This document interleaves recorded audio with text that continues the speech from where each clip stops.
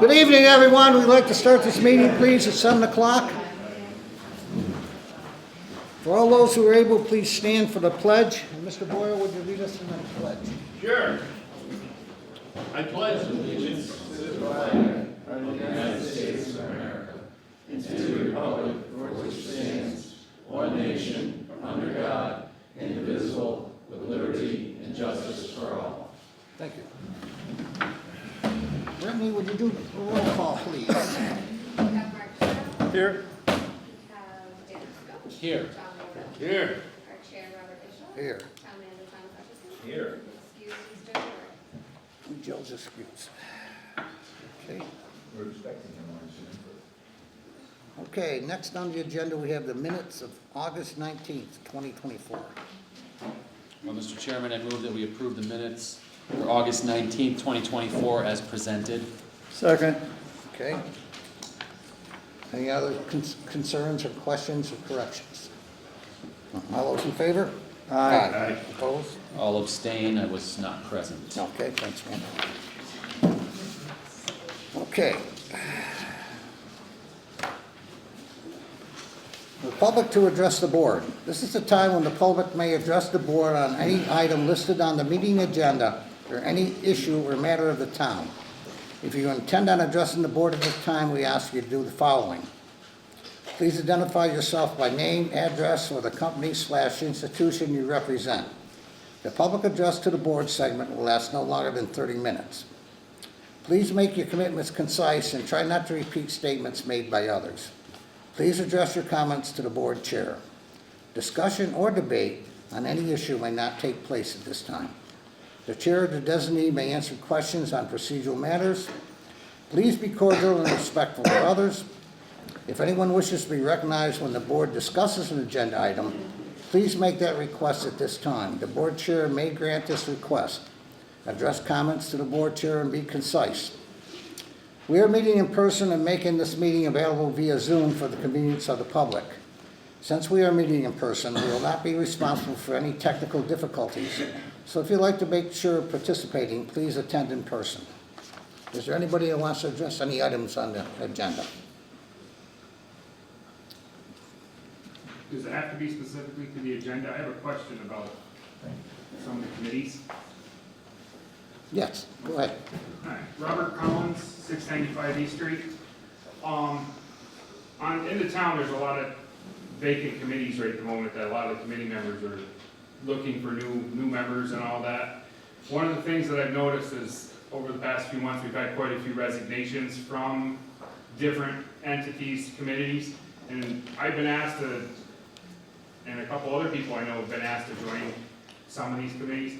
One of the questions I have is, when people resign from these committees, do they write a resignation letter? And if so, can those resignation letters be read at a public select board meeting? I'm curious, one of the reasons I ask this is because I'm wondering if people are resigning because of the time frame, because of issues that arise in these committees, or if it's just something that it was more than they expected. And it's, I hate to get into something that somebody might have already resigned from a committee that might already clue in that, man, I gotta put in 30 hours a month to try to keep up with what's going on in this committee, and that may be the spot that I may not wanna accept. We usually leave it to the chair of the committee, but I'll have Alyssa send all the boards a letter and ask them to forward any letter of resignation to me, and we can compile it and get the results out. Does that make sense? I just think it might be helpful to some people that are maybe considering joining a committee to find out why people are leaving, and maybe they've just done their course too. So, Okay. Anyone else? Okay, hearing none. Number 6. Commendations for Officer Baroli, Coat, and Rosa, and Joseph Hassan. Assume. Chief.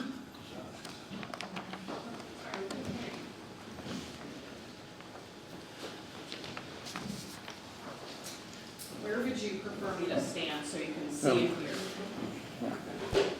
Oh, Joe's on Zoom. Joe, can you hear us? Yes. Hi, Joe. Joe. Hey, everybody, I can hear you. Yep, thank you. All right. So good evening, everyone. Thank you for allowing us to do this here. It's very important to recognize good things when they happen, even though in the wake of a tragedy for a family, some really exceptional actions by both residents of our community and officers in our department rose to the level that I felt strongly needed to be recognized. Last Monday evening around 10:45 p.m. we received a 911 call from the residents at 48 Deming Street about a structure fire at 38 Deming Street.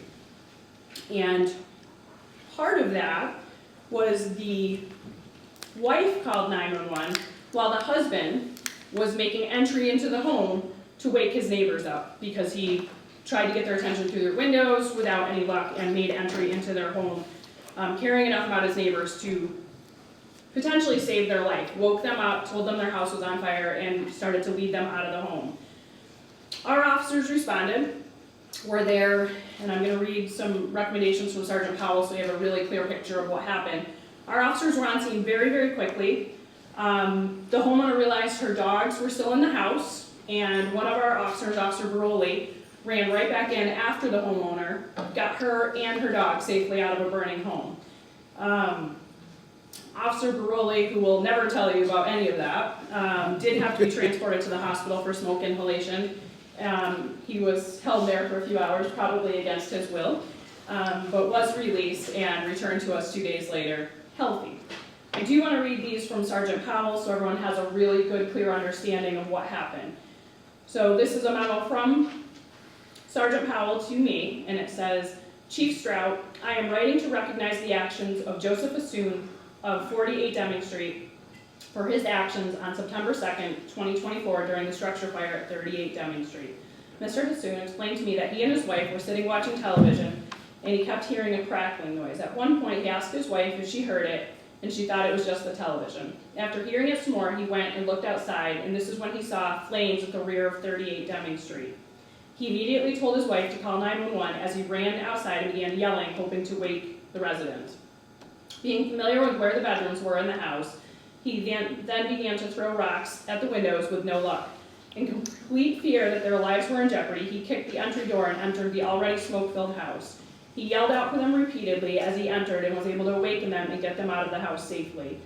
Mr. Hassoon's actions most likely saved the lives of the 2 female residents and the 2 dogs. His actions are a strong reflection of our tight-knit community in the town of Dalton. I feel strongly that the Dalton Police Department should recognize Joseph Assoon with a civilian life-saving award for his quick and selfless act. Respectfully submitted, Sergeant Jeffrey Powell. So we would like to recognize Joseph. He is here this evening with our thanks and gratitude. And what's amazing about living in a small town is that your neighbors know where your bedroom is in your house. And he knew, I'm going to throw rocks at this bedroom window and try to wake them up. And when that didn't work, he went in and got them. So we want to recognize with a plaque and one of our brand new Dalton Police Department Challenge coins that we just got. So this is the first one we've given out. So come on up and see.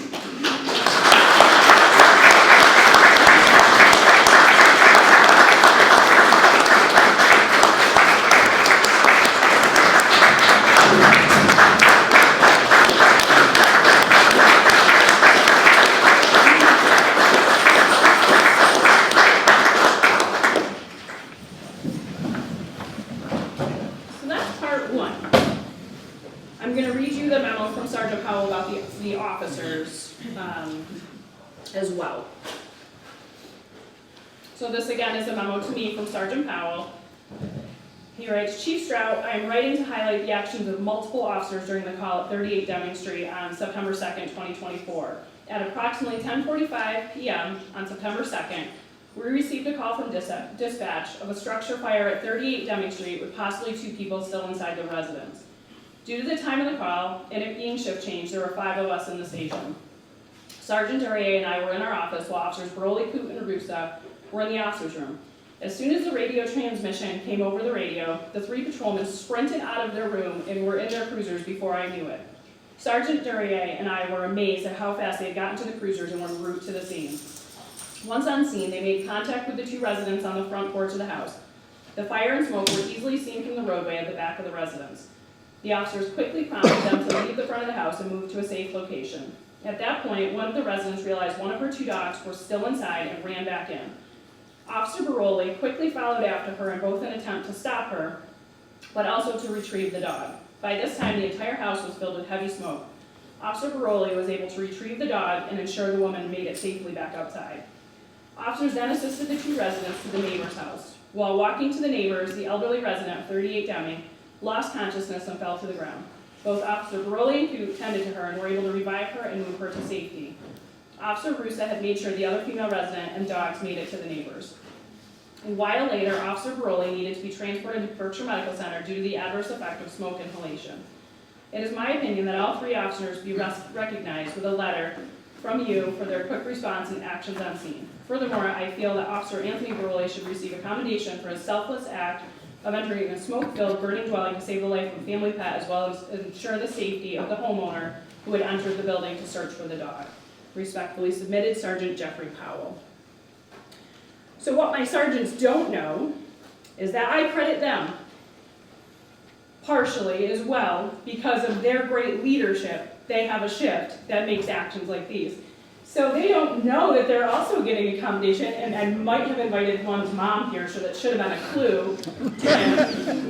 That's another thing about a great town, is you can call someone's mom and tell them, and I might have called two moms here tonight, so I love that about my job. So Sergeant Powell and Sergeant Duryea, come on up, and they are going to get the very first leadership citation that we've ever presented for the town of Dalton.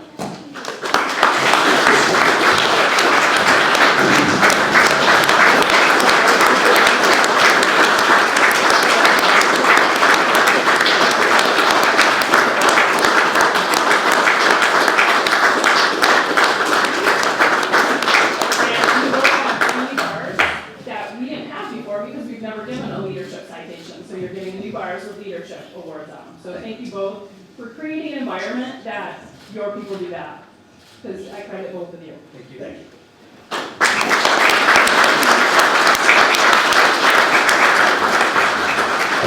What's amazing about that is how quickly they notified me, and how quickly they divvied up that credit to the officers involved and the resident. So, I mean, that's just really, really amazing leadership on both of their parts to give that credit where their officers did such a great job. So speaking of officers, we would now like to present the unit citation to Officer Coop and Officer Russo.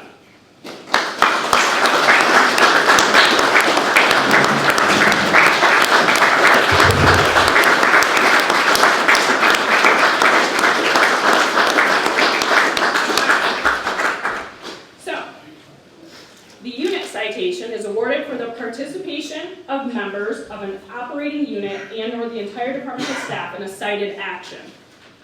So what's pretty neat about these is when we wear our dress uniform, you have a holder, and that as you get awarded medals throughout your career, you get to put these bars of award on that. So when you wear your dress uniform, you get to wear these, and it's pretty amazing. So, Officer Coop, here's yours.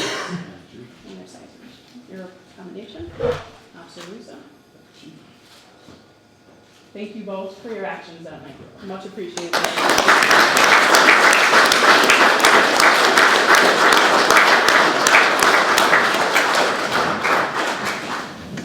right, last and somewhat least. All right, so Officer Baroli.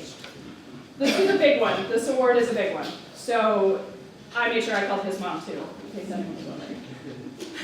So, Officer Baroli is being awarded tonight with a meritorious award. This is awarded for a highly unusual accomplishment under adverse conditions with some degree of hazards to life and limb to the nominee, or where death or injury to a third party is prevented. And I think by what Sergeant Powell wrote, we can all agree that that's definitely the case for this. So, Officer Baroli.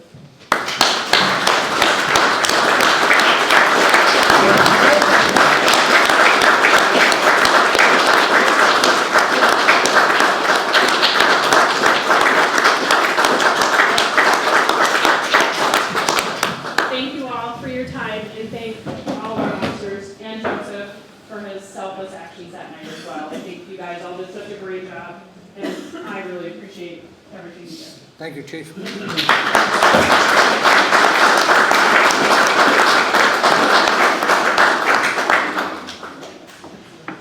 Okay. Awesome for once, that's good. Okay, appointment ratifications. Kathy Grady to the Cultural Council. Mr. Hutchinson. Yes, I believe Ms. Brady is here. If you'd just like to come up and say a few words about yourself and your interest in the Cultural Council and introduce yourself to the Select Board and be at Dalton Community Television in town. She knows it all. I'm Kathy Brady. I live at 34 Hazelwood Court in Dalton. I enjoyed the Dalton Day so much last year and this year that I really was excited to find out more what the Cultural Council does. And so I went to the website and I read what they do, and I was even more excited to be part of that when I saw that Alyssa had posted that they had room for one more member. And so I'm looking forward to helping spread the word so more people hopefully will apply for the grants and to be able to give back to the community that has given so much to me for my whole life. So please appoint me. Excellent. Mr. Chairman, I move that we approve the appointment of Kathy Grady to the Cultural Council effective September 10th, 2024 through June 30th, 2026. Sorry. Okay. Motion's been made and seconded. Is there any further discussion? All those in favor? Aye. Opposed? Thank you, Kathy. Appreciate it. Thank you. Okay, the next appointments on there have been asked to be tabled per request from the chair of the committee. Okay, so we're just gonna. Okay. Item 8, consider late application for technical school. Mr. Hutchison. Yes, as you know, the enrollees of the technical school are tentative until sometimes the very last minute, and we have that case with us now. We also have with us, or we have with us the father of the student. If you'd like to hear from him, and I'm happy to recommend the application. I think we can just make the motion, huh? Yeah, sure. We're good. All right. Mr. Chairman, I move that we accept the technical school application for Melina Lacker. Second. Okay, a motion's been made and seconded. Is there any further discussions?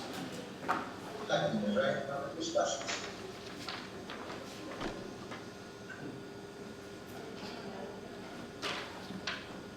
Oh, it was an echo. It's just an echo. Okay. I've been on echo? Okay. All those in favor? Aye. Opposed? Okay. All set. Thank you.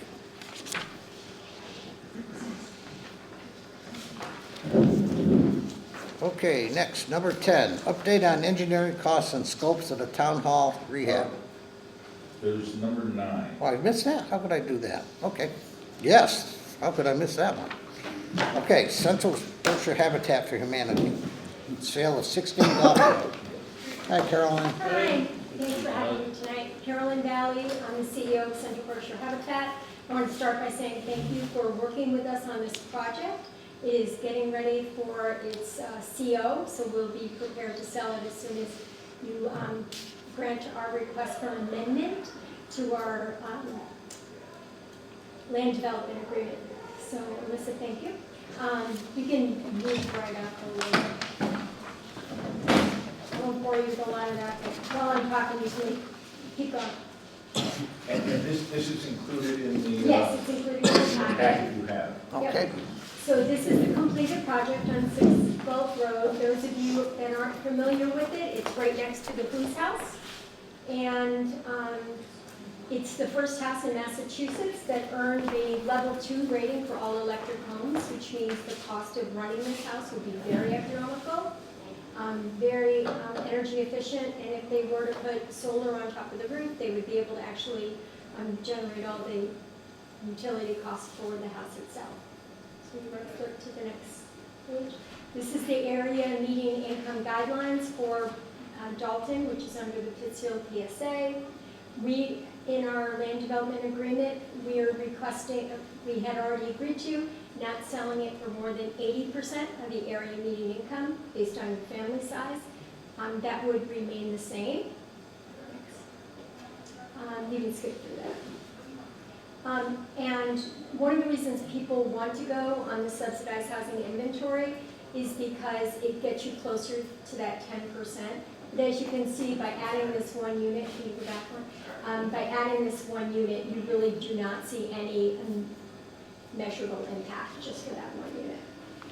So the reason that we really wanted to switch to not having to do a local action unit, I was on a call with 17 other habitats in Massachusetts. The average length of time for approving the marketing plan, which is a standardized template, we do fair housing marketing all the time, is between 5 months and 11 months. Wow. So we keep this house vacant when we had 22 people that came to an open house. So the sooner we can get this on the market and able to be purchased, the better it is for our community and our tax dollars. The value of the house is $365,000 and our sale price is $225,000. If we had to go through the LAU process, depending on what's going on with the interest rates, oftentimes the department comes back and says, oh, well, you need to reduce your rate further. And that would be a real hardship because it actually costs well more than the $225 to produce the house, especially at that energy rate. And the other thing that a lot of people are not aware of is when you go through the subsidized housing inventory, any improvements you make to the house that are beyond a very small scope, you do not get any added value when you go to sell it. So that's another thing that we're very concerned about because we really want to encourage wealth building and also doing good improvements because that's what we have in our community and we want to encourage that. So we might be oversight or not. All right. Okay, good. Any questions? Oh, I do have a next step. I can tell you what that is. Yes, Jim. What's your next project in Dalton? I don't know. When's my next piece of property? That's what I need, The right? deal, we'll look for one. Okay, I would No, I love to had do two that. of them. Yeah, I would love to do that. We loved working in Dalton, and this time we don't have COVID to deal with to delay our project, so that would be even nicer. If you guys approve the amendment request, our attorney, Elizabeth Goodman, will draft the amendment and bring it back to you for your town council to review. That's our ask. So are you removing the affordable housing provision of the rider, No, the deed rider at all? Or? No, the deed restriction, everything will stay the same. The only things that we're asking is that we don't have to have it go on the subsidized housing inventory list, and we don't have to have EOHLC forever to sign off on that. Okay, That's it. And we All right. highlighted all the things so that you could see exactly what it was. it's still in there, okay. Yeah. All right, very well. Any other questions? No, thank you for everything you do. Thank you. Thank you. We have to do an approval for that? Mr. Chairman, I move that we approve the request of Central Berkshire Habitat for Humanity to amend the land development agreement as presented. Second. Okay, a motion's been made and seconded. Is there any further discussion? All those in favor? Aye. Wait a minute. In favor? Okay. Thank you. Thank you for everything you do. Thank you so much. Thank Hey, you. Joan. All right, talk to you soon.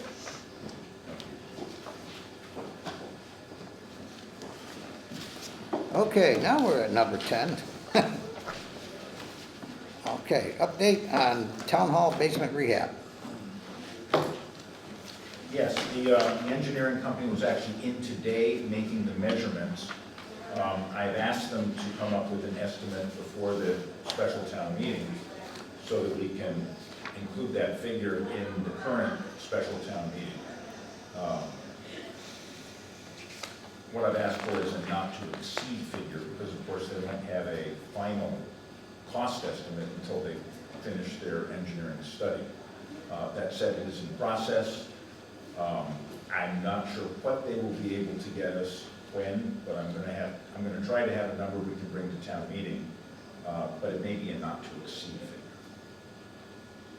Okay, Who's doing the engineering, Hill? Yes. Thank you. Anybody else got a question for Tom on this? Okay, thank you, Tom. Okay, item 11, BRTA update from John. Oh, geez. Okay. As your duly appointed representative to the Berkshire Regional Transit Authority Advisory Board, I'm bringing you good news. Okay. The BRTA is in the process of applying for a major grant. I don't know the exact number, but this number will enable the BRTA to offer free bus transportation fare starting January 1st. They fully expect to get this grant. The application is due September 20th. They should be in. And they'll know if they get the funding, and they will proceed with, for a minimum of calendar year 2025, basically a free ride for all Berkshire Regional Transit Authority riders. I think this is good news, even though Dalton really doesn't have a large ridership average. I think it's around 5 people per day, but it will benefit the county and the economy in general. I'm surprised this has not been in the Eagle, because the Berkshire Regional Transit Authority authorized this at least, or voted it at least 2 or 3 weeks ago. But anyway, it's good news for the regional transit. And slightly negative, so I think I might go bring this up. The Regional Transit Authority has been searching for a bus shelter site in the Daly Avenue, Main Street area. And so far we've been unsuccessful. Alicia, our administrative assistant, has worked on this tirelessly with the administrators from the Berkshire Regional Transit Authority. We had a site visit the other day at a site, but that didn't pan out either. Tom was there, I was there. So the plan to go ahead with this is just think about it over the winter and see what we have in the spring. Because that was one of the issues. A property owner was willing to consider this down there, but they were concerned that snow in the winter, they plow for their parking lot is plowed in that area. So it would be suitable to put a bus shelter there. So it's just on hold. And sooner or later, hopefully, we come up with something. And thank you, Alicia, for the hard work you've done on this. That it, John? Anybody's got any questions? Thank you, John. Yep. Thank you. Okay, number 12, the Public Safety Facility Advisory Committee update. These gentlemen have been working their tails off, and they have a presentation for us tonight. And Tony, I do believe you're going to be the spokesperson? Yep, I'm just going to move my chair up maybe a bit, but I'll try to be succinct. I promise I won't be speaking about EV chargers tonight. We have 4 of the 5 committee members here. Unfortunately, the chair was unable to be present tonight. He was going to Zoom. He may be Zooming. He's not on Zoom. Okay, Tom, can you introduce the members? I'm going to. Oh, okay. I'd like to do that. Excellent. Please do. Okay. Before I get to the packet before you, I just want to step back and describe the what and the who of what we are. And you presented a charge, the select board did on June 24th, 2026, and I'd like to read that.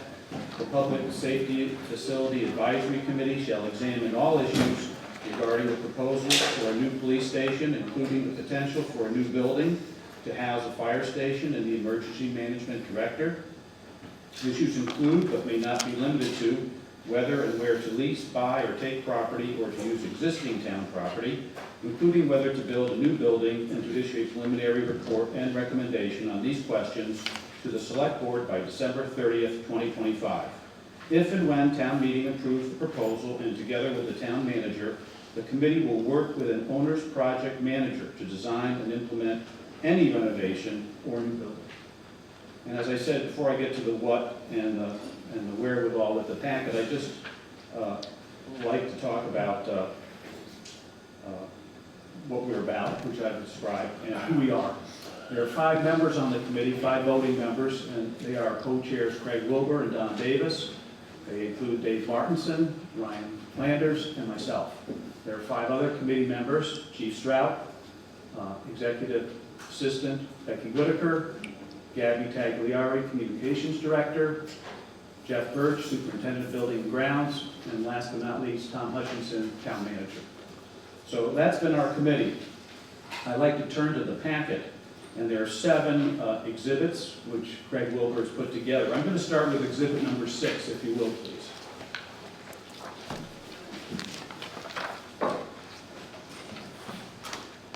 And if you look at exhibit number 6, it is a work schedule in terms of where we've been and where we're going.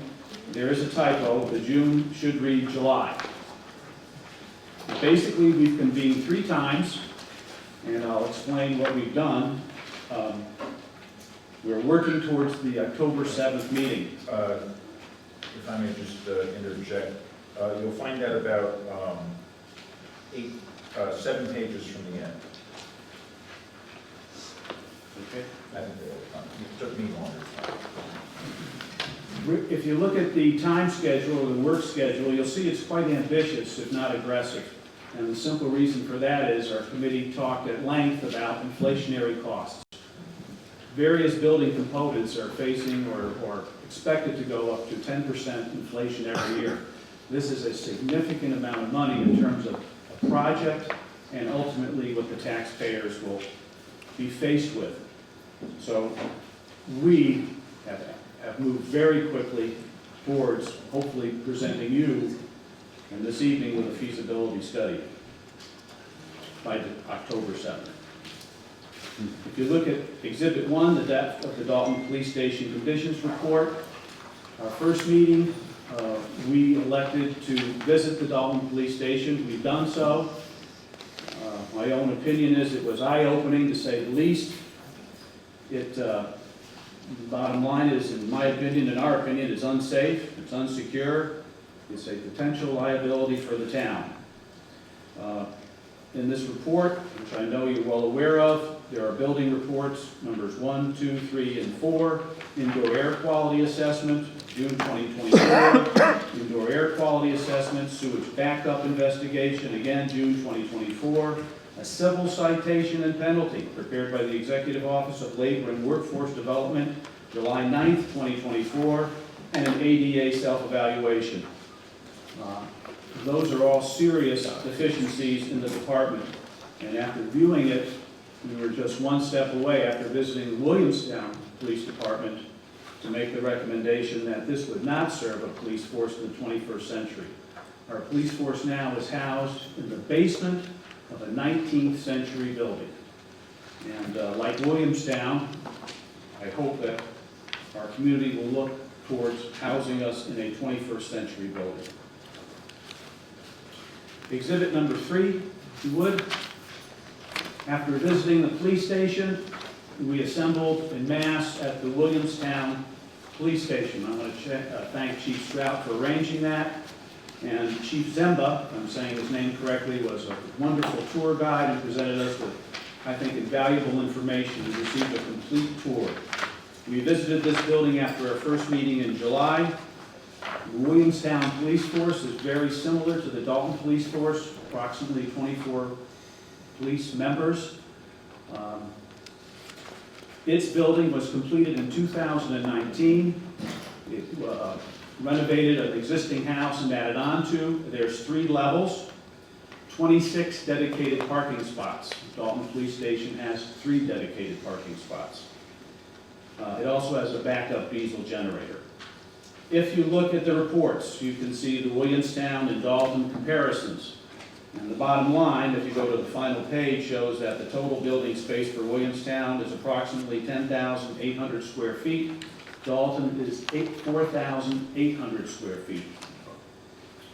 If I could just digress here, if you look at the women's locker room for Dalton, it's all of 32 square feet. I don't know how many women are on the police force, but take into account the locker space, that's a real insult. I just found that unacceptable. You'll notice that We have one public or common bathroom. Williamstown, of course, is way beyond us. And again, something I learned was something called a sally port. And we also visited the Williamsburg Police Station also, and I want to mention that. But sally port, I was totally unaware, is a separate building, a separate space, I should say, adjacent to the police force, where if a suspect is taken in a vehicle, they drive up. It's more or less a garage, so to speak, a secure garage. The door comes down, they exit to a space where they're booked, and adjacent to that space are cells and bathrooms. No suspect goes through the vestibule or backdoor entry. It's very efficient. And Williamsburg has a great sally port. Not to demean Williamstown, I should say.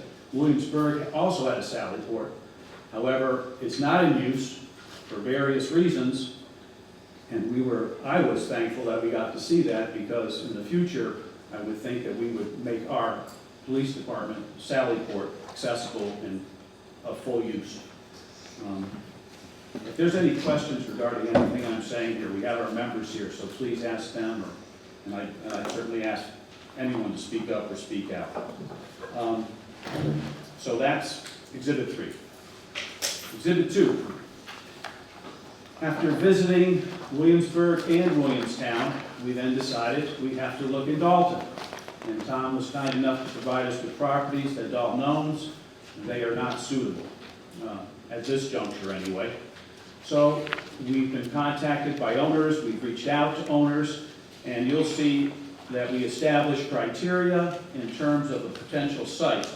And that criteria includes the acreage, the zoning, the location, of course, a description of utilities, easements, environmental issues, former use, accessibility, site development in terms of topography, historical impact, neighborhood impact, traffic, noise, and light. And I want to just point something out here. At Williamstown, they have that backup diesel generator I mentioned. That diesel generator came into the news during construction or after because of the noise it created. Generators have to be run every week. And I don't know if you own a generator, I do. It is extremely loud, and I think they had to attenuate that generator. And this is not in a residential location per se in Williamstown, but it was an issue that was discussed. Also, proximity to other functions and expansion for growth for other criteria. We have visited 2 sites so far, the old Dalton Garage on Main Street. You'll see the reports here are not complete. We will edit and update them. And you'll also see a property map. So with each site, you'll see a property map. We saw the old Dalton Garage. We then went to see a site behind Berkshire Bridge and Iron on East Housatonic? East Housatonic? Yes. And that was, Mr. Lawrence gave us a tour there just last week, and that was excellent. We have 3 more site visitations between now and the end of the month, as they've listed here. West Housatonic Street, Main Street, and also Cleveland Road, the old Whiting Oil property. So we are performing due diligence in terms of what we wish to have for the town and maybe what we don't wish to have for the town, but we certainly make those reports available to you, and that's the criteria we're using to date. But as I said, they're incomplete since we haven't sat down as a committee yet and gone over those. Exhibit 5. Public safety costs and square data footage. This was compiled. Craig works in this field as a site manager, a building manager, and you can see it's highlighted on my sheet, Lenox, Agawam, Williamstown, indicating the complex in question. Some include a fire station, some do not, the square footage, the estimated year in terms of completion or having been complete, and the estimated cost rounded off. So that gives you an idea of pricing. And again, as I said, we expect inflation to have a significant impact on this project. If you turn through, there's quite a bit of information here. Stations not only in Massachusetts, but even in Connecticut. If you go halfway through this packet, or this exhibit, you'll see public safety facility cost data, and you'll see several columns, cost estimates in terms of what the town provided, the bid received, the percent over or under in terms of cost override or underride total, and then finally the total project. There may be soft costs in terms of, and also hard costs, what with assessments or evaluations, possibly furniture, updating, technology. So again, it's within percentages. Some were better than others. Some were way under, -23 Stonington. Some were somewhat over, Acton at over 10%. So that's going to be a consideration. That leads us, I believe, let me see here, is that it? Oh, number 4. That leads us to the feasibility studies. And again, this is information that's been compiled, exhibit number 4, historical costs. And again, you see Lennox, that's most near us and in progress as we speak. And again, you can see various other communities in terms of what they projected or will provide for feasibility costs in terms of their public facility, safety facility. Finally, the draft of a feasibility scope of services. So this draft will hopefully provide whomever you decide or elect to provide a feasibility study for the town of Dalton for its public safety facility. And these criteria here will hopefully piggyback off what we've done and hopefully reduce the cost and reduce the time frame once we provide you with sites for a police station. And that's it for me. I don't know if the members, please, or anyone. Anyone from the committee want to say anything, or?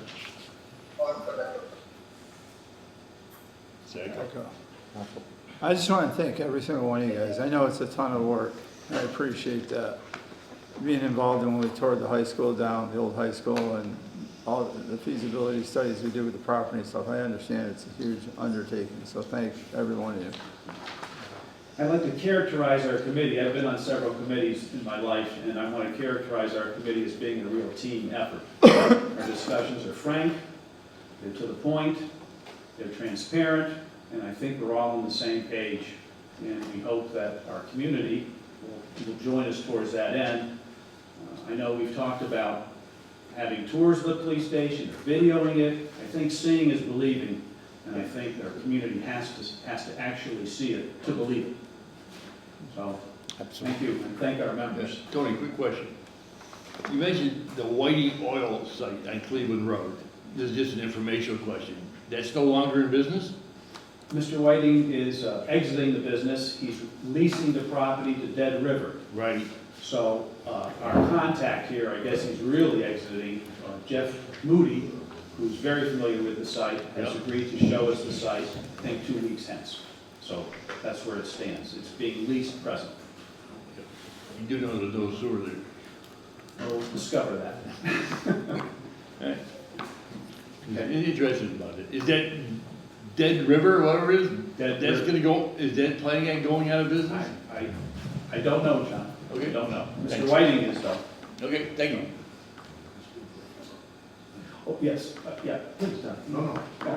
We are, Don mentioned, we're asking for feasibility money tonight. I know that's an item on your agenda. It's on the Thank you, agenda, Don. yes. We're asking, thank you very much, we're asking for $100,000 for feasibility. It sounds like a significant amount, and it is, to cover any anticipated cost with feasibility, but even more so, our understanding is the state does not provide any money of any significance for a new public facility.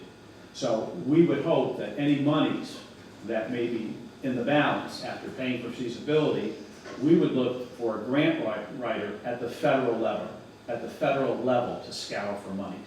So I think that the notion here is you have to spend money to make money. So that's our thought in committee. Very good.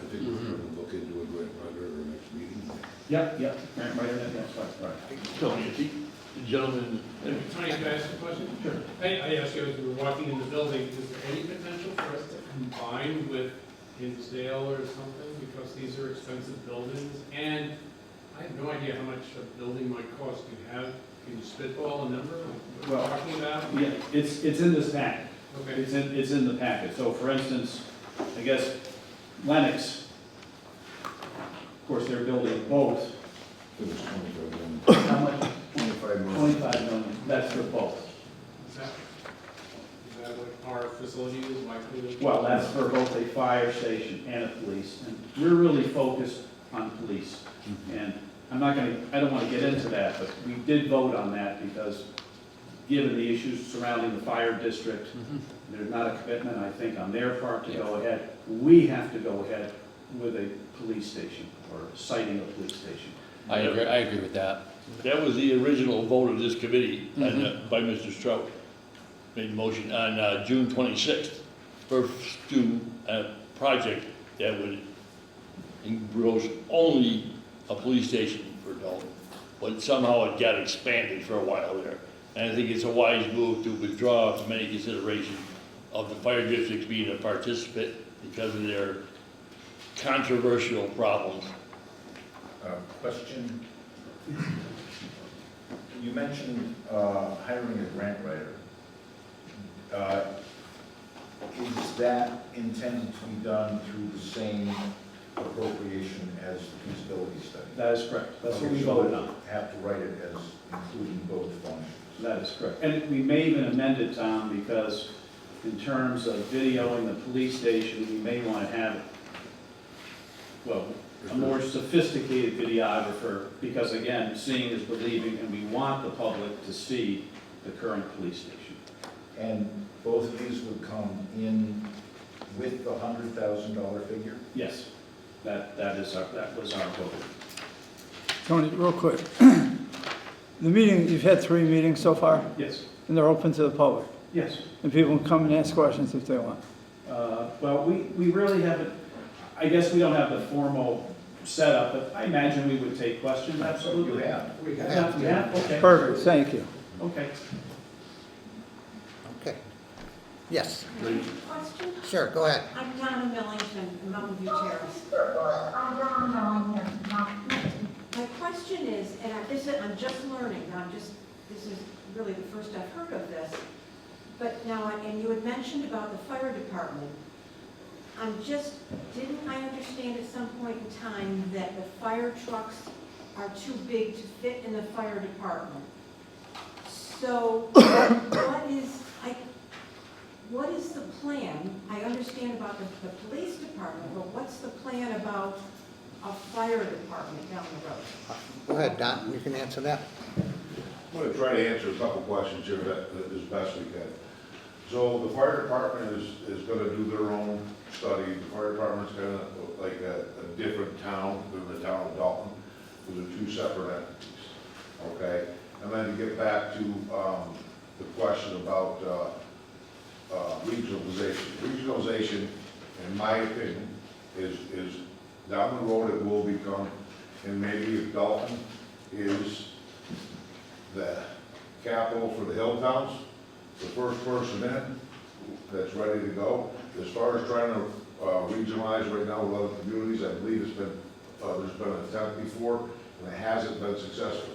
One thing we have to understand is, with our police departments, we have to have a accredited police department, meaning these are the rules, the regulations the state puts out to make sure that everything's in compliance. As Tony mentioned earlier, we really need to be first ones out of the gate. This is very important. If we have, an accredited police department, a new facility, when regionalization does come around, we'll be ready and prepared for it. And the facility, I think that our committee's talking about, and what we've been looking into, and plans and things that we've gone over, it's the building that we're talking about building is probably going to be for 75 years, and we'll be able to handle double the amount of staff that we have in there right now. So, I mean, it's, the committee's put a lot of time, effort, miles, and energy into this, and it's not something that's done lightly. I'd like to thank everybody, and hopefully I've answered your questions. If I could add just one more thing, Don, too, in terms of regionalization. We do have a compact now in terms of communication with Hinsdale. Someone else too? Windsor. Windsor. So those are 2 areas that maybe funds may be forthcoming in terms of the state, seeing that we're attempting to regionalize. And those are contracts I understand that we've just signed for the next 25 years. Tony, good. Sure. By the way, we're not only talking about our police department, it's our 911 dispatch, our dog officer, our emergency management. You know, the state likes to pass all these laws, and they don't want to fund laws for the agencies that have to adhere by them. Okay, so there's a lot of evidence lockers, there's just so many laws that they want to pass and make us do, but they don't want to fund the money. So right now, the faster we can get going, there probably isn't going to be any state money till 2025 from what we've heard, but I believe there's federal money available, and the quicker we get going with this, the least it's going to cost the taxpayers. So it's very important. Inflation. Well, never mind inflation. If we keep kicking this can down the street, you know, you might be looking at, you know, if it's a $15 million building at $1,000 a square foot, it goes up 10% every year. It's 1.5 million every year. So I think if we really pay attention and focus and work on this, we can achieve our goals. Okay, anything else? Henry? Rose, no. Yeah, hey, Bob, it's Joe. Is that Joe? Joe, is that you? Let them know that. Can you hear me okay? No, same you? Yeah, it's me, yep. Just a mechanic question on the funding. I believe we're gonna look at ARPA dollars. Are the expenses gonna hit by the end of the year? Tom, I think that's the timeline, right? You get that with contracted by the end of the year, Yes, or contracted and paid? yes, just contracted. Contracted and paid, or contracted? Contract. Okay, all right, thank you. We would hopefully, if we got the money, we would hopefully, Ryan, I think we talked about trying to have a signed contract by the end of the year. Got Tony? We were hoping, yeah, so I think to use Arbor funds, we'd have to have the contract signed by December 31st at 11:59 p.m. Yeah. Be ready to, I don't think that's gonna happen. oh, yes, it will. Hey, Mr. Rose had another question. No, I mean, we'll sign it, but not that, at that time. Henry, go ahead. Are we anticipating doubling the size of the police force? I heard the building. No. No. Mr. Rose, that's not what I said, please listen, okay? Are you, Tony, be quiet down, is that it? No, Okay. actually, no, we're It's not looking what we at said. it's not. We are building a police department that the state of Massachusetts requires us to have. But the building will be built for the next 75 years. Not like our current police department that was built in 1900, and we're in 2024 right now. Wasn't meant to go that long. So doubling the square footage, roughly. No. Maybe even more than that. Not accurate. But More than doubling the square. there you go. There. But I thought I heard a comment that it could house. It could house more Many if regionalization comes in, and you put more shifts on and more patrols on, there'll be enough space to add another officer or two officers within that space. Instead of having a 32 square foot closet, like 4 feet by 8 feet, I believe we have 2 female police officers right now. Okay, they got made from a broom closet to their locker room. Where when we were in Williamstown, we had a locker room that was built for, I think it was 24 lockers in it. To where if they got pepper sprayed or whatever, they were able to clean their clothes before they come home. We don't have any of these abilities yet. And if anybody's got questions, when this video goes out or anything, you would be highly, highly surprised at what goes on and what our police officers work with every day of the week and try to figure out why they're there. And then I'll just throw this point, Tony, do you mind, or Tony, stop? Tony, your job is to shut me off. All right, so just kick the tire, all right? You're pressing it, but keep going. All right, Dave, help me out here, please. But, you know, if we don't get new police departments and fire departments and stuff like that, the police business and the fire business isn't like, it's just like every other business. The one who's got the nicest building, who's paying the most money, they don't make police every day anymore. These people that did extraordinary work tonight, dynamite staff we have, these people have the potential, including our chief. You know what I mean? It all starts from the top down. This time it went from bottom up, nobody recognized our chief. She's doing a heck of a job. We gotta worry about retaining all our people here. Oh, shit, you're still here, sorry. That's why I don't talk, Tony does. Tony, go ahead, I'm done. Okay, anybody else? I want to commend you guys for what you're doing. I've been to all your meetings. I have a lot of respect for what you're doing.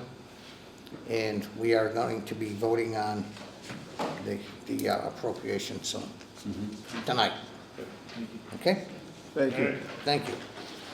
Okay, number 13, Mr. Hutchinson. Yes, you should all have a draft and actually a corrected draft from town council in front of you, with 7 articles on it. And indeed, the Article 2 is for a feasibility study. And my intent would be if you, in the next agenda item, if you approve the ARPA for the feasibility study, I would take that article off. Strike it? Strike it? Town Yep. meeting warrant. Okay.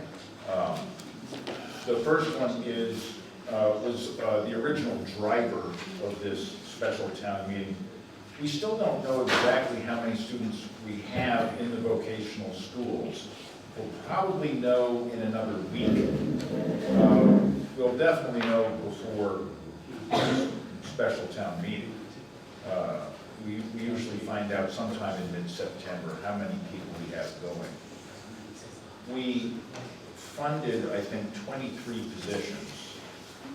19 were filled, and now perhaps 20 with the student tonight, represented, approved tonight.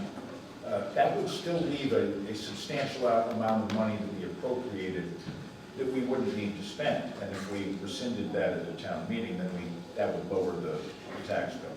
That would lower the budget. Yep. So that was the original thought behind it. But it would also lower free cash next year.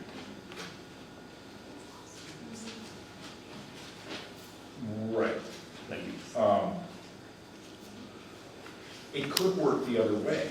We could find out. We actually had an extraordinary number of people express interest, many more than we expected, in vocational schools this year. So we may actually need to raise more money for the vocational school budget item, something we had not anticipated earlier, but which is a definite possibility. So that's, we just don't know where we are right now. The last numbers we had suggested that it wasn't going to be as many, but we're not going to find out for another week or two, and it could very well be. I think there were a total of 29, perhaps it's 30 now after tonight, of possible people, and we only have funding for 23. Now usually, anywhere from 6 to 10 drop out of the process. So if we're on the high end of that, we can save some money. If we're on the low end of that, we'll have to add some money to the budget. We covered Article 2. Article 3 is that not to exceed number, which I hope to get by this special town meeting. If we don't get a not to exceed number for this special town meeting, we might have another one in January, and by then we should have an actual cost. So we could vote the actual cost instead of a not to exceed, or the expected cost, the design cost. So that's another option for that as well. But wouldn't it be incumbent upon us to have this figure in hand before December 31st to sign a contract? No, this would not be ARPA. This would be new. This would probably come from capital stabilization. Okay. Thank you. Then there's another one that I was hoping Tony would speak to, which is electric vehicle charging stations. I'll be speaking with him later this week.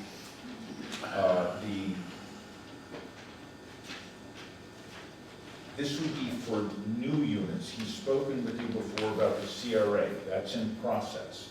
They actually, they haven't gotten an update, but they should be charged. They should be working now. I believe they were installed on Friday, but it might be this coming Friday. Then he spoke to you about the senior center EV charger. That's going ahead as planned. This would be for Pine Grove Park and Green Ridge Park electric vehicle chargers. So this was a new project. And I'm sorry that he didn't stay to speak to that. But I'll have final information on that. I can get that to you in the interim before the next meeting too.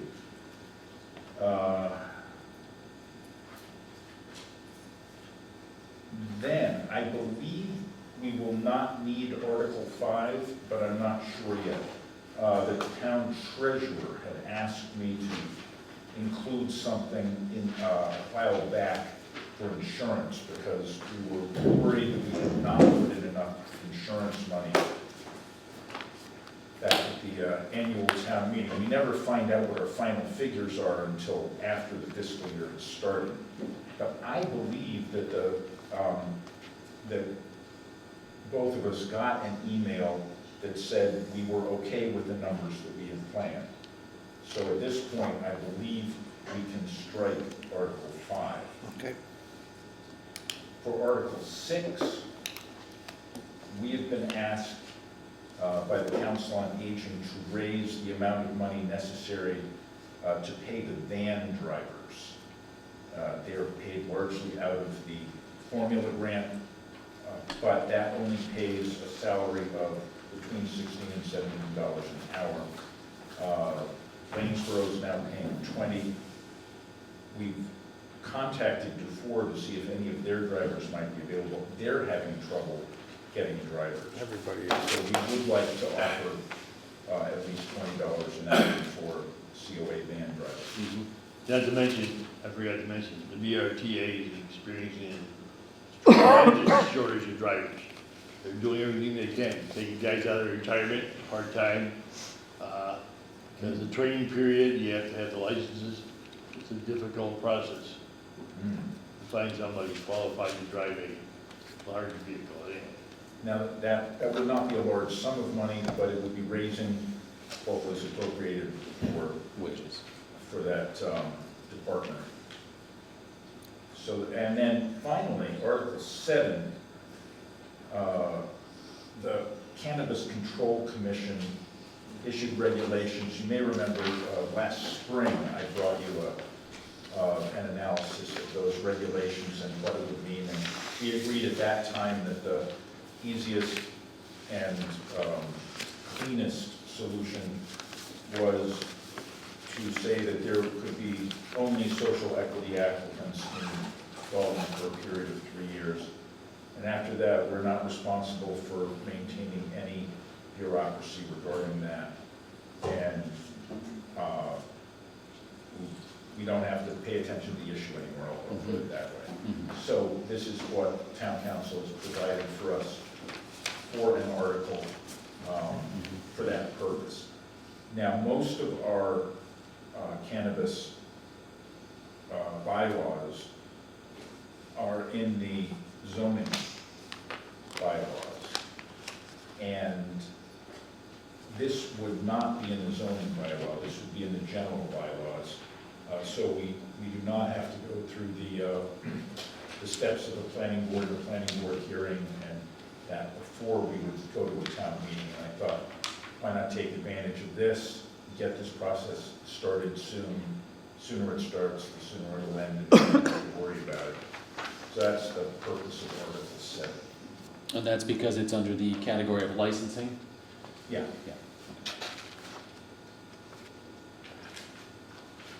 Okay, any questions for Mr. Hutchinson? Yeah, just one quick one, Mr. Chairman. Have we ever had anybody showing any remote interest in undertaking this type of activity in Dalton? I've gotten 2 phone calls. I followed up, and the people who called me initially did not follow up after that. I guess all is not well in the pot business these days. It's closing left and right all across the Commonwealth. Well, New York and Connecticut legalized, so I think that shifted the landscape for the people who got in early in Massachusetts. So There's too many of them. it's a saturated market, They're saturated. Definitely. and they're not seeing the traffic from the out-of-state people. So. Still, we are responsible for taking some action regarding. Absolutely, we gotta protect. Of course, ourselves. yeah, the state, we have to comply with state law, yeah, and this was one of two choices, so. One of three, but it's Three. simple. Eliminate some of the bureaucracy. It eliminates all the bureaucracy. Well, Okay, Tom. All right, so is this up for a vote this evening, or are we gonna have another opportunity Oh, it would be voted on and signed at your next meeting. next meeting? on, Okay, September Wonderful. 23rd. All right. That said. thank you. We do have a choice of when to have it. And the one date that it can't be is the date that it says at the top, it's October 7th, which is the Monday. That being just 2 weeks after you would sign it, we would not have had time to post it 2 weeks in advance. So it would either be, and these dates are both fine with the town clerk and the town moderator, either Tuesday the 8th or Wednesday the 9th. Anybody, The last special town meeting I had, I think we had on a Wednesday. everybody good with Wednesday? yeah, sounds good. John, you good? What's the date again? That would be Wednesday the the 9th. You good, Mark? Yeah, that's fine. October. Tuesday's better, but yeah, I can move things around. Yep, can Okay, do Wednesday.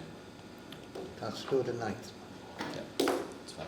That'll give the constables a little more than 24 hours to post it as well. Okay, thank you. And is Board. Wacona okay with the 9th? Yes. Okay, We're all set. all right. Okay. Thank you. Okay, item 14, ARPA update and recessions. Yes. The first thing is that unfortunately we erred in the amount of money, not the amount to be, that we needed to end up at, but the number we started at. We inadvertently used the 145 figure, and that's what had gone to the water district for water engineering. We needed to reduce to $77,000 from $120,000. That was the original authorization. So it would be cleanest if you could revote to reduce the fire truck authorization by $43,000 from $120,000 to $77,000. We're never gonna see that 77 grand? Probably not. Okay, As far as I know, it's still under litigation. Yeah. All right, Mr. Chairman, I move that we revote the fire truck ARPA rescission language to read, reduced by $43,000 from $120,000 to $77,000. Second. okay. Motion's been made and seconded. Is there any further discussion? All those in favor? Aye. Opposed?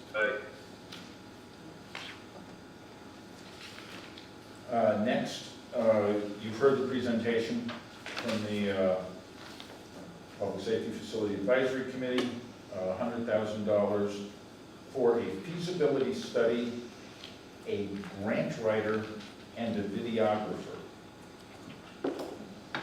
And they believe that that will cover all of the expenses necessary for the feasibility study. Someone to find out any possibility of public funding, and the public education effort regarding current conditions of the police department. That's the need for the videographer? Yes. I see. And what's our balance? Our balance is, the currently uncommitted is $152,961,000. Yes, $152,961. So this would use 2/3 of the remaining money that we have. And I believe that's a good thing, because I'm getting nervous about spending the rest of the money by the end of the year. I don't think there will be a problem doing it, but it seems reasonable to me. It's my own personal opinion, it's the best way. The only argument against it, for your information, would be that this would be an opportunity for town meeting to vote on the feasibility study as a, straw vote on the police facility. Mr. Chairman, I make a motion, we appropriate $100,000 of the ARPA money for a feasibility study, a videographer, and a grant writer. Is there a second? I'll second. Okay. Motion's been made and seconded. Is there any further discussion? Well, I certainly support allocation of funds, but I do place value in allowing people who pay taxes in the town to voice their opinions at a town meeting on whether to fund this or not. Or, of course, Dan, they're gonna get an opportunity when the vote comes down. You gotta have a feasibility study to show to the public to say, this I is what we understand that. found. Well, the other thing, if it's slowly attended, you're not gonna get a real feel for the town, because typically they're not well attended. I'm sure it would pass a town meeting too. That might be an assumption on my part, but from what I've heard and the people that I've been speaking with, it's very well supported in the town that we need this. So I think in the interest of expediency and getting this done fast, I'll support it. Okay. I agree. Okay, you support it too, Ms. Miller? Okay, I'm gonna call for a vote. Yep. And unless anybody has anything else to say. All those in favor? Aye. Aye. What we're doing is recommending this article to the town meeting. No. No, we're giving This them, is voting for it to be funded by ARPA. Okay, all right. Yeah. yeah, we're gonna give them the 100,000 for the study from ARPA. Okay, you good with that, John? Yeah, and then the balance will be approximately 53,000. 52, okay? Got it. Okay, Don's got something. Don? You know, I just, if we're finished with the vote and Yeah. motion, it's all set, approved. The balance that he had, I was just curious, the balance that he gave us, was that before giving the 43,000 back from the fire department? Or is it after giving the 43,000 back? That's after giving the. That's 43. after. We just had to amend the language of Right, our right, I just decision. didn't know if that got The tied fire in. department gave us the 43,000. No, I understand that, Yeah. but I didn't know if it got tied into what his current balance is. No. Because we didn't give it back to you guys, just gave it's- it. We just Spend voted. back. This is the net balance of all transactions to date, right, Tom? So it was 150,000 before the 43,000 give back, or after? 120 if originally we allowed them. After. After. So there's currently about 53,000 Okay, uncommitted. Yeah. all right. Thank So you. action or discussion on any other ARPA items, I would suggest, the direction of the town manager to discuss with department heads any additional needs that the select board could vote on before the end of the year, because the clock is ticking on using those funds. Yeah, Particularly, I know the highway department had some needs, so maybe by the next meeting. Yeah, I was hoping to get together with the chair and the vice chair at maybe an 8 o'clock meeting as we, Next week, 8 o'clock meeting? yeah. Yeah. you good with that? Actually, I could do this week too, but we'll talk after. Okay, yeah, we'll set up something. Okay. Okay, item 15, acceptance of the second quarter franchise fee for the Dalton Community Cable Association. Mr. Chairman, I move that we accept the formal request to transfer the franchise fee of $28,358.54 recently received from Charter Communications to the Dalton Community Cable Association. Second. Okay, motion's been made and seconded. Is there any further discussion? All those in favor? Aye. Opposed? Okay. Number 16, proposed policies for sign on town property. I don't see where there's a problem. Honestly, I don't see why we have to take any kind of action. To limit the posting of political campaign signs, issues, and events from town property? Yeah, I haven't noticed any infractions of that policy over the years. There was signs up on the town property during the election on last Tuesday But as soon as the election was over and they were done campaigning, they took their signs and went home, just like always. I mean, I just don't think it's an issue to institute a policy. If I may, the issues that I heard of, I don't know how well substantiated they were, but I heard reports of people interfering with other people's signage. On town property. I'm not sure which property it was, but I think sometimes people pull up other people's signs. Yes, they do. And Would they? I would prefer that not to be a town problem. How does it cure that problem? It says you can't put political signs. I'd also prefer the town not to have any political signs on the property Yeah. to be giving the appearance that we support one candidate over another as a town. That Well, doesn't make apparently we sense. do, but anyway, that's beside the point. Who, what? No, I'll retract that statement. Okay. But what about electioneering down here? Now that you used to move the election down here, Okay, candidates go out there with signs. sure. So now they can't do that. Well, they can stand there and They hold can them. stand them, they can stand there and I hold them, think, that's Ken, we're different. talking about, at least I am, about people putting their political signs with their little stakes out on town property, Yeah. and leaving it there for 2 months before an election. That's what I just don't think that's an issue, but anyway. We couldn't limit people's First Amendment rights on election day as long as they're, you know, the standard distance, the legal distance away from the polling place. Yeah, We can't get into that. Oh, well, you are, because it's town property. Posting signs, putting them in the ground. I came down here last Tuesday to hold a sign for a candidate. There were signs up and down the street, placed in the ground I see. on town property Well, that's for why we're various talking- candidates. why we're So talking that about can't policy. happen anymore. They can hold the sign. They can hold it. But they can't stick it in the ground down like they did in the past.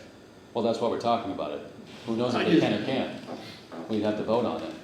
So, I don't know. John, let me ask you, not that it's an issue, but if you don't have a policy, what's to say somebody couldn't put 10 select board signs right in front of town hall on town property? Yeah, make it a little more local to us. It's never happened. I've never seen all the years. You've never Did anybody seen put it? a sign on the town lawn or anything? You've never seen it on town property anywhere in this town? I did it Tuesday out here. Right. It's the first time, yeah. And now you're gonna ban that though. Yeah. Well, I think- I'll take it a step further. I'll take it, not just political signs, as far as campaign signs and election and voting. There are some despicable things people could put on signs. Talking about you support this or you support that. Do we want those, if we don't have a policy, you want that sitting in front of the town hall, and then we go to take it down and we're like, well, you don't have a policy, and now you're removing my sign, that's my First Amendment right. If we have a policy that says you can't put any kind of those signs, and I don't even like this policy that was given to us tonight. If you don't have a policy, then you're gonna go taking down people's, on what you deem is inappropriate. I just don't think there's a problem. I've never heard of Until it, it or have I ever is. seen anybody put a sign Well, on think town about the property. town out east that was forced to fly a flag that nobody wanted them to fly, Well, we're not out west, out east, out east, whatever. still Massachusetts. And the town was forced to fly a flag that Um, nobody agreed to. yes, and my intent here was to ensure that there would not be problems in the future. There's no problems now. No, I mean, why? Well, again, why- I've heard reports of people pulling up other people's signs, and if they did that on town property, then that would become a town problem that the town would have to investigate and that sort of thing. And I'd rather not. Wouldn't it be a police problem if somebody uprooted somebody else's sign? It's a town problem. And that is a town problem, yes. A police problem? Yes, So I don't understand why we're even getting involved in this. because I would rather not have our police have to investigate Take up valuable resources, that kind of deal with those types of things. vandalism.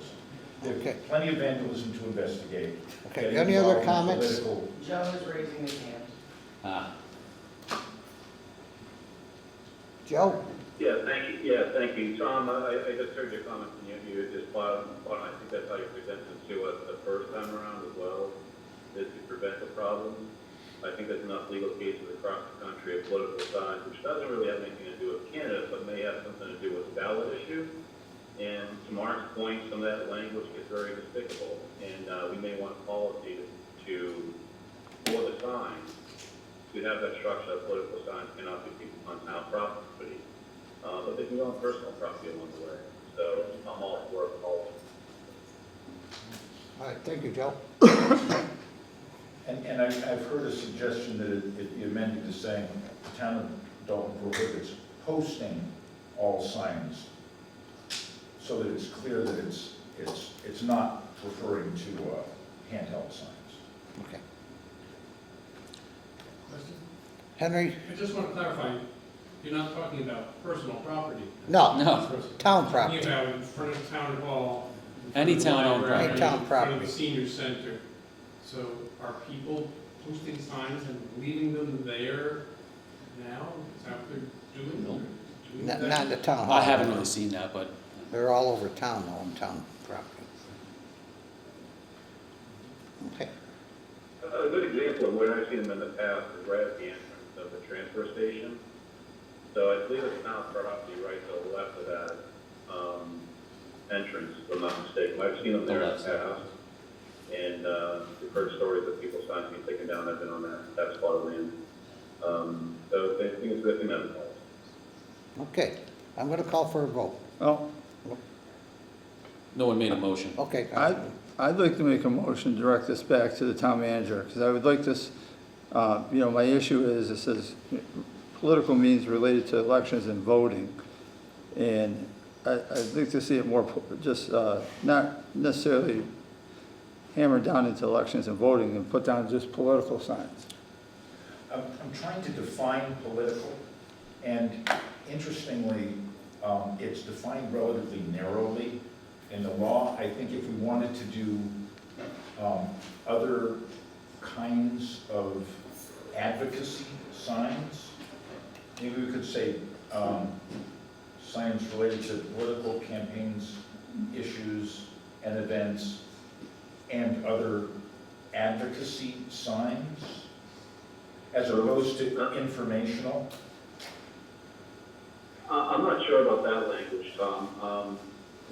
Just listening to, and that narrow definition of political kind of breaks the slippery slope.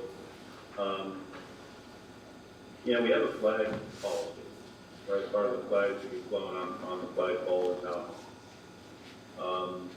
We could go completely broad, absolutely no signs on town property, but that would prevent us from putting signs for town events, whether it be Dalton Day or things of that nature. So maybe we say no signs allowed on town property unless it's sponsored by the town. And those are town events like Dalton Day, for example, or Friday Night Football, or whatever the case might be. To encourage town participation in those types of events, but yet prevent political signs if we, and then we prevent signs of, that means that the Halloween event, those signs cannot be allowed on town property. So I think we've just got narrowed the political campaign related signage. I think we can just use our own broad definition on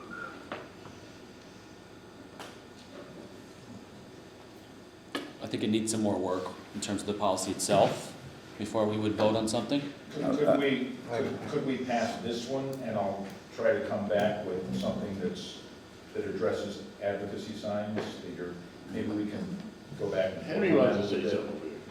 The point is to have it be sufficiently defined so that it could stand up if we enforced it. That's what I'm trying to do. Henry, you got a question?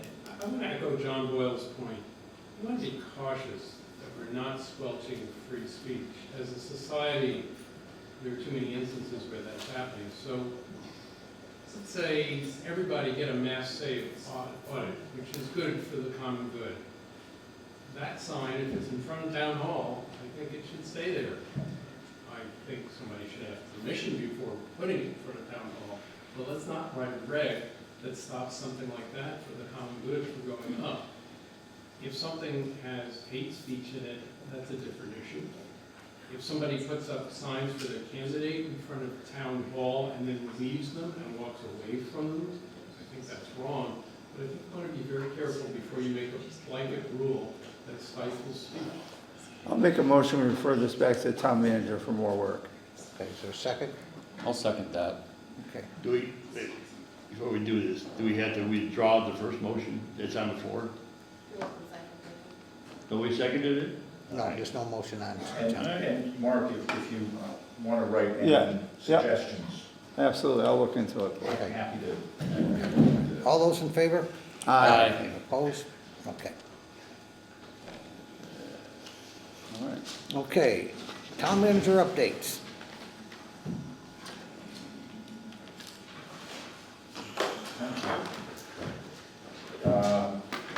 The amount for the town hall HVAC engineering exceeds the amount in the engineering budget by $1,800, but I've asked the finance committee for a reserve fund transfer to cover the remainder, and a little extra in case of contingencies. I expect them to go through that on Wednesday, in a couple of days.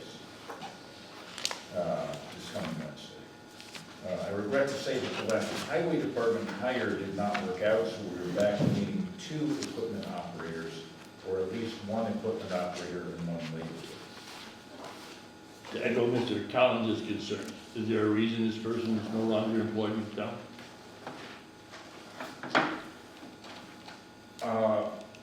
I certainly don't have anything in writing, and I can report that that no reason was given. Yeah, that's a hired position, and Mr. Collins was referring to volunteer committee positions, not Yeah. necessarily employees. But I take the point. We asked him and he did not receive a substantive response. But he actually was employed at one point in time, Yes, for a short period of time. yes. And then he resigned. I'll talk to you outside. Okay, that's it. Hey, you know, okay, I got it. If you All need. right, we're gonna leave it It's at a that. personnel matter. Personnel. Personnel. I Okay. got it. In better human resources news, we've interviewed 2 candidates for the assistant health inspector position at 8 hours a week and are planning to make an offer soon, so I may have an appointment for your ratification at the next meeting. On Walker Brook, I've been preparing the request for proposals for getting a FEMA brick grant. One of my final steps is to attach the relevant FEMA floodplain map, and I found that, presumably because Walker Brook is culverted through town, it is not considered in a floodplain. FEMA is updating their maps, but if my reasoning is right, but to see if my reasoning is right, I am checking with MEMA about the likelihood of getting funded before putting out this particular RFP. On a closely related note, I recall that during the preliminary engineering, a remote scoping device found that the current culvert is largely blocked by debris. I don't know whether that might be causing the blockage of flow, or whether it might be possible to remove the debris, but it could be that if we were able to do so, we might not need a new culvert. I plan to look into that possibility before moving forward with the RFP, and have let the DPW superintendent know my concerns. He's also indicated that he doesn't know how we would clear the debris, even if it were there, but there was so much debris that the scoping device was blocked from going further up the culvert at some point, and I'm wondering if that might be a considerable cause of the lack of flow. I am pleased to announce that the town has been awarded 2 community compact grants. One is for $20,000 to update and revise our employee handbook, though it may end up costing less than that. Our current handbook is out of date, as well as lacking a number of general best practice policies, such as the social media policy and civility policies, And the obligations and benefits need to be spelled out in accordance with current labor law. I may also make some suggestions to revise the benefits and obligations. For the second grant, we've gotten $25,000 to mitigate nitrogen stormwater pollution, a best management practice required by our municipal separate storm sewer system permit, MS4. We've been working with PRPC as our MS4 technical consultant and are also acting as our national pollutant discharge elimination system reporting agent for our stormwater system, and I look forward to working with them on this infrastructure project. Finally, I understand the Historical Commission does not believe that it will be able to contract for the $5,000 in ARPA money it was granted by the end of December. I will confirm that, and if true, bring it to the board next week for rescission. Okay. Any questions for Tom? Thank you. Okay, items not anticipated 48 hours before the meeting. Future agenda items? Oh, future, did I miss it? I crossed it off ahead of time. Future agenda items. Yeah, we should probably at the next meeting, no. The first meeting in October, designate the 31st of October as trick or treat night. Yes. That is current town policy. Yep, it is. So, if you want to publicize it, you can. There's no need to take formal action on it. Well, so people know. Yeah, That's exactly. probably a good reason. Is there any updates on Orchard Road? You don't have to provide them tonight, but maybe add to a future agenda item if there are any updates. Okay. Or as part of town manager update is fine as well. I would like, not the next meeting, but maybe the one after that. I'd like an update from Tom on the complaint about the health inspector from the local business owner and what actions you've taken. Okay.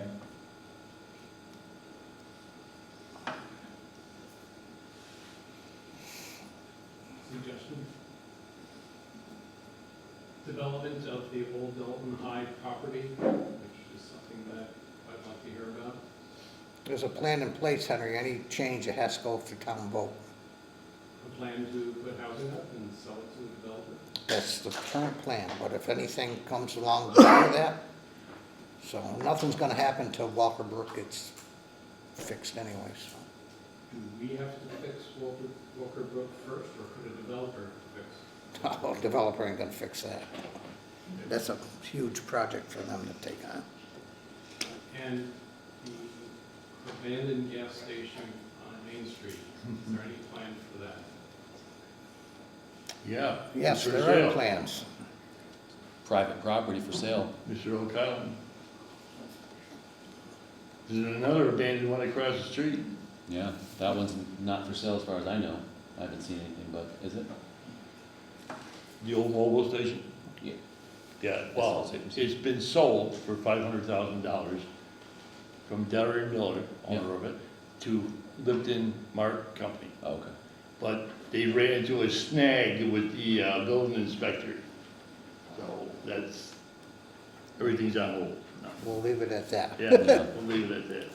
Okay. Right. Remarks of the select board. Yeah, Mr. Chairman, I have one, as I shared with you the other day. And gentlemen, I have to step down from the board and resign as of October 1st. New career direction. It has taken my time away from activities of the board and the town. And I think it's the best thing to do. And maybe we tie in a special election and in the special town meeting. But it's an absolute honor to serve the residents of Dalton, being as an elected official. And I hope we give them the opportunity to have candidates campaign and have an election for whoever may replace me.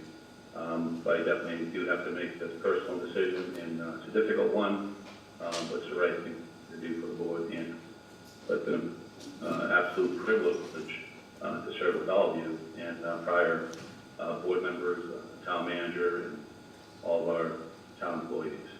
So thank you. You'll be sorely missed. Joe, I'd like to say one thing. I know we've had our differences of opinion, but you've been a great contributor to the board. You've handled some very difficult situations over the last 4 years. This is nothing now compared to what 4 years ago was. And you made some difficult decisions along with the board, and we appreciate the time and effort you put into. And we're sorry to see you go, but I'm certain the board will join me in wishing you well in any future endeavors. I appreciate that, John. Thank you for those comments. And apologies to you all that I'm not there in person tonight, but I look forward to seeing you all soon. And thank you, John, for those comments. Thank you, Joe. Thank you. Joe, will you be at the next meeting? I'm going to try my best, Dan. Yeah. Okay. Well, thank you so much for your leadership over the past 4 years. It's been a privilege serving with you, and you will be sorely missed. Thanks, Dan. If I can make the next meeting, I definitely make the special town meeting, for sure. Okay. Bring the beers with you if you do. Okay, we got 'em. Blue moons, baby. Thanks, Mark. Mr. Chairman, All right, I'd like to take the opportunity, because the situation arose, to point something out to the board. There's been a lot of misinformation spread about if there is a vacancy on the board, how it's adjudicated. And there's only one way, and that's there is an election to fill the vacancy if the select board remaining members vote for it. Right, Right. correct. If we don't, and I told her, we don't, just let it go to the next election in May. I'm inclined to do that, to be honest. So am I. with you. So, Okay. I'm not You guys got your sure thoughts on if that? We'll put that on the next agenda, we should discuss agenda. it. We'll put it as an Well, agenda. no, we should wait till it's official. Yeah, yeah. Okay. Put it on Thank you, October agenda. Yeah. Good thinking, John. Thank you. October 1st. Oh, what's the first meeting in October? Yeah, it's October something. I don't know what the heck it is, October. Yeah, if I can suggest. It's the 11th. No, it can't be. No, this time in Next meeting November. is to consult with our town clerk too, That'd be because the there's a general 15th. election coming up in November. So I'm not sure how difficult or challenging this might be for her to manage through. No, we wouldn't want to do that. The next board meeting is scheduled for the 14th of October, which is Columbus Day, so we have to do it on Tuesday. Can we do it on Tuesday? Can we Oh, meet you on want to Tuesday? have, is that when the regular meeting would have been? Yeah. Would you want to have it on Tuesday or just skip the thing altogether? No, we Well, should just have the it. next meeting's on the 23rd. No, in October, we're talking about. Oh, in October. Yeah. Yeah, or Mr. Chairman, you can actually probably revert back to the items not known within 48 hours, because it's certainly one of them that we just talked about Yep. yesterday. So what do you want to do about Just a that? thought.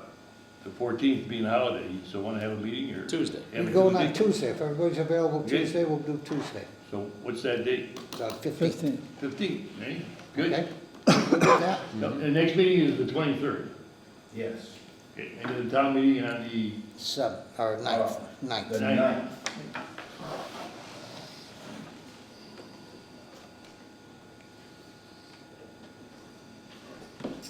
Okay. Anything else from the select board?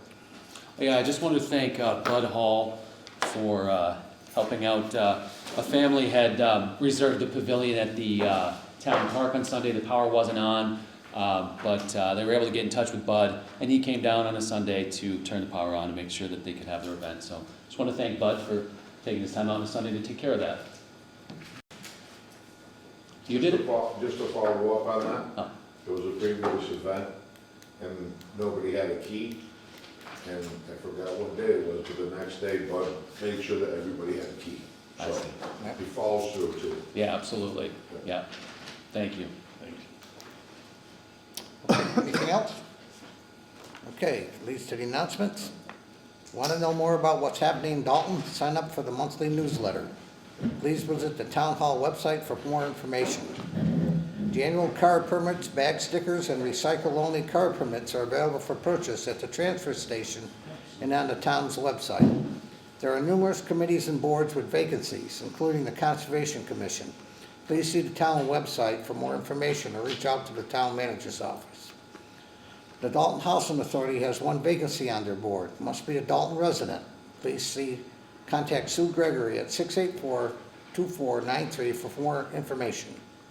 Is your electricity bill too high? The The town has contracted with Colonial Power to provide an electric plan for Taunton residents to take advantage of joining other communities to have a larger customer base for negotiations, which have resulted in prices lower than current Eversource prices.